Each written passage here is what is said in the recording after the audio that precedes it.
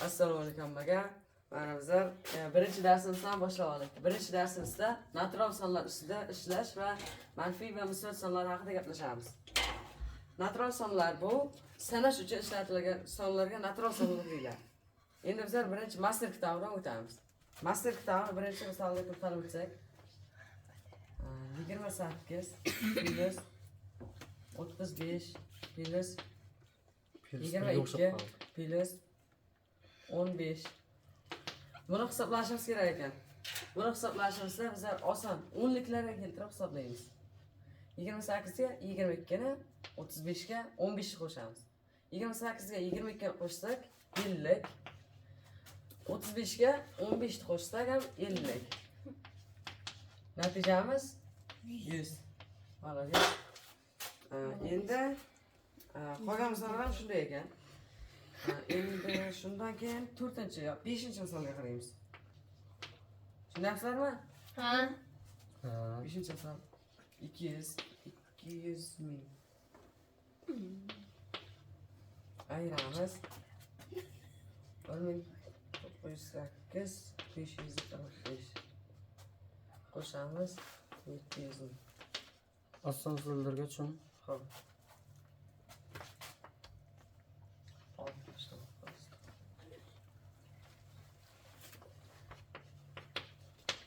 Bu misolda aytishimiz kerak ekan. Buni ishlarga bo'lib olamiz, ishlarga. Birinchi ish, ikkinchi ish, uchinchi ish. Birinchi bo'lib bizlar mana shu juftlikda ishlaymiz. Buni xullas bu ustun-ustunda yechiramiz. 200 mingdan ayiramiz 198.545 dan. Ayirganimizda natija necha bo'ladi, qari bolalar? Bir qarz bersak 5. 5. Bu yerdan necha qoladi? 9 qoladi. 9 dan 4 dan ayirsak Bu yerdan 9 qoladi, 9 dan 5 bu yerga ham 4, 9 dan 8 2 qil, 1 qil. 9 dan 9. Yo'q qilasam, bu yerga ham 1. Endi bu sonni mana shu 700 mingga qo'shamiz. 700 ming qo'shamiz. 700 1 ming. ming 701 ming 405. 455. 455. Qo'shsak 701 ming 455. Endi bundan 69 ming 699 ming 754 ta ayiramiz. Xuddi shu. 69 Tak. 754. Ayirsak 1 0 14 dan 7 mana bu yerda 0 qoladi. Bir qarz beraversak 10 10 dan 1 qoladi.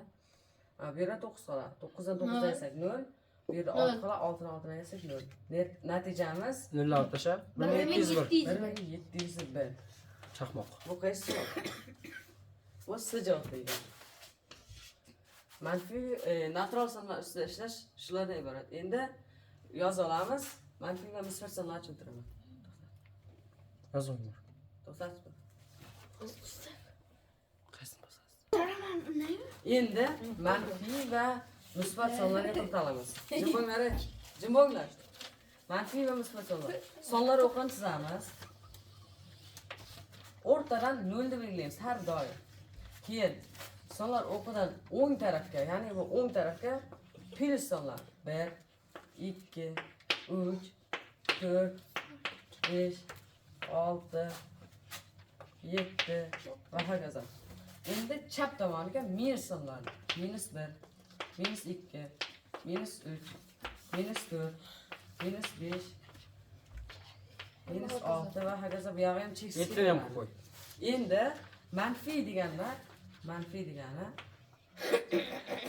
ko'p kishi mana shunda chalkashadi, asli qarab tur. Manfiy degani minus sonlar. Minus. Musbat degani Plus sonlar. ha, musbat degani plus sonlar. Bilib oldim. Ya'ni musbat bu tomoni musbat plus sonlar. Bu tomoni manfiy sonlar.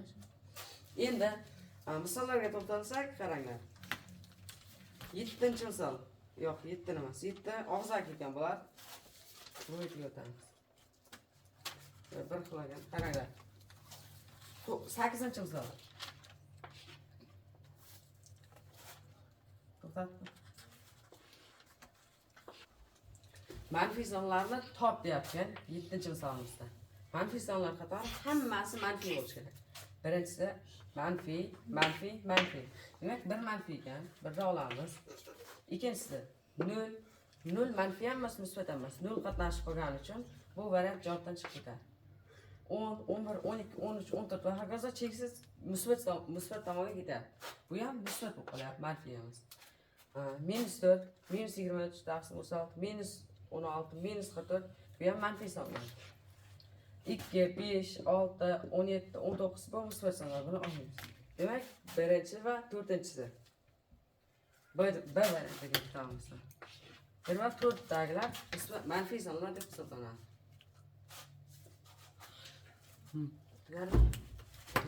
Tugataymi?